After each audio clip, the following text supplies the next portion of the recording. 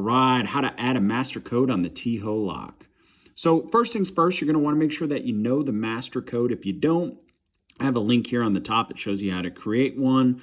So I have a playlist as well on the top for any Teeho questions that you guys might have on these locks. So to wake up the lock, we're going to hit Teeho twice. We're going to type in our master code. So yours will probably be different than mine. So we'll click that. We'll click Teeho to confirm. And this is the main menu. So 2 is add a code, 3 is delete. We'll click 2 to add the code. And then we'll type in our code. We'll do 4545. Click Teeho to confirm. And now it's going to make you do it one more time. So we'll do 4545. And we'll click the Teeho to confirm. And there you go. It has been locked in. We're going to test that out, make sure that it works. So 4545, and we hit the Teeho to confirm.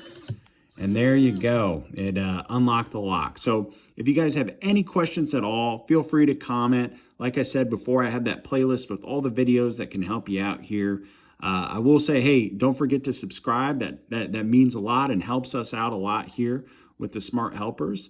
But if you have any questions, again, comment, and thanks for watching, guys. See ya.